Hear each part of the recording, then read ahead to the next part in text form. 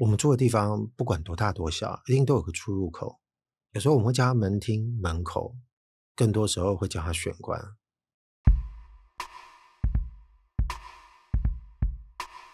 我自己觉得运气不错，这支影片有4位从事设计的同行朋友，愿意跟我分享他们自己家里的玄关。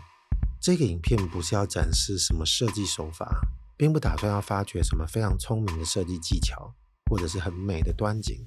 但我同时也相信，捕捉这些生活的切片，稍微凝视一下，我们会发现，没有美丑对决的背后，我们也许可以找到比手法更重要的东西，那就是设计师的生活态度。第一位设计师朋友的家，我会称它为黑白灰之家。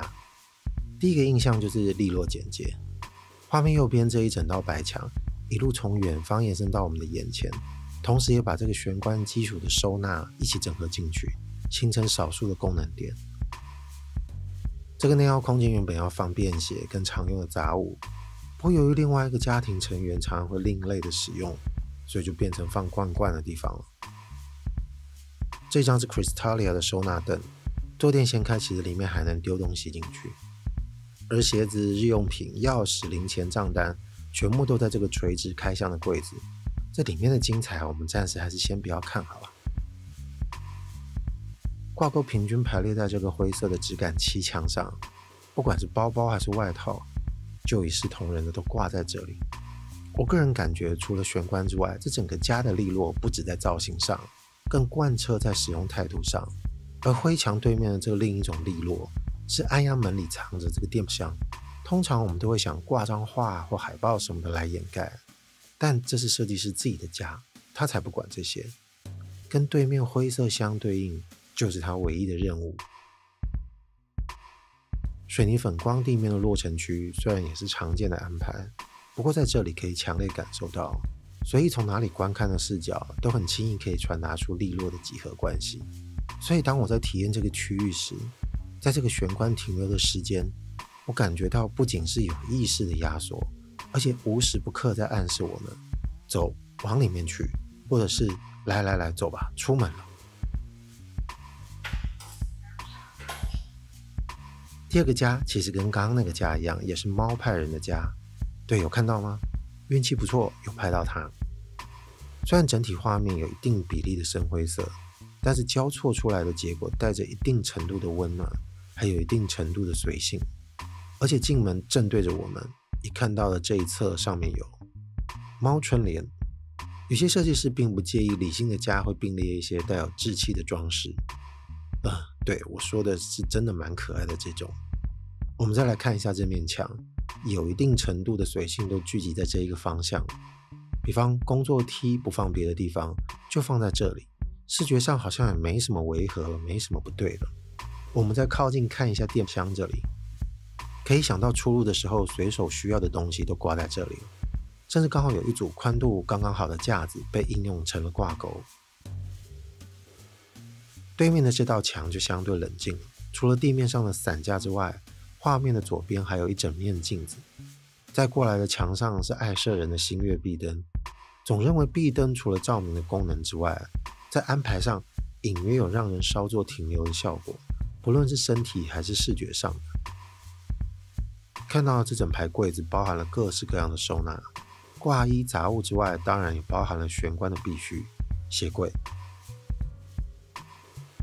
是的，他们没有做落尘区，一张踏垫和2张 IKEA 的凳子就隐性界定了范围。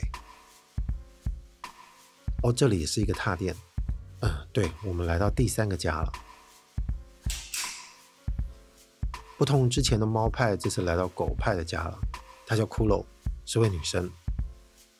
这个玄关乍看跟我们平常你我他的家没有什么太大的不同，但这应该是我所有里面精神上最干净极简，但仍然独立存在，也没有失去意义的玄关空间。右边这是通往浴室的门，再往右边墙上是艺术家余国安的作品。一开始也好奇为什么这整个玄关只出现2双鞋子，而且还是拖鞋，其实就是这位设计师家里奇特的地方，他们真的连鞋柜都不需要。一进门踩过踏垫之后，就直接走到画面左边后方的阳台放鞋。出门的时候也是相反的习惯顺序。在这种生活习惯上，反而会让我们感觉更接近欧美的印象。我们来偷看几张里面的照片，一下下就好。就是这样的生活习惯下，当然也不需要传统的落尘区，扫地机器人已经完全融入他们的生活清洁的日常。虽然空间自然呈现了一个玄关区域，但跟第一个朋友家的利落又是另外一种不同的性格。节奏也许没有被压缩，但意外的没有什么停留。最后也是狗派的家，两位主人都是设计师，还有2个孩子，一位常住，一位偶尔从海外回来。同时这也是一个收集各种好物的住所，一进来就看到古董墙壁的挂饰，跟法国 Stratford 的老铁柜。这应该是4个家之中最有停留感的玄关，我们看得到端景，同时也透露着主人的美学。不过其实靠近看会发现，有着你我都可能拥有的日常，香氛、钥匙、钱包，甚至账单都直接出现在这里。跟第2个家一样，这里也出现了一把梯子，不过当然这个是老件。后面放着这2天比较常用的便携。我的第一印象还包括了这个玄关光线的层次，他们舍弃大比例全然的亮，只交给了一盏壁灯。进门后右转往客厅的方向，同时也是其他使用功能的延伸。走到左边的墙壁有着一段使用材质的变化，金属板的部分其实里面就是鞋柜。对面这一侧有着许多收藏、生活道具、旅行时发现的画作，当然除此之外也包含了出入时偶尔会用到的东西。当然在面对设计师自己生活的地方，我们也可以选择其他空间去观察他们的生活差异。但是在玄关，这是个起点，同时也是终点的过渡地带，我们可以稍稍读出那些不关乎是谁的品味，不牵涉到有多少预算，不去评论美丑的生活感想。那我们自己独特的生活模式会是什么？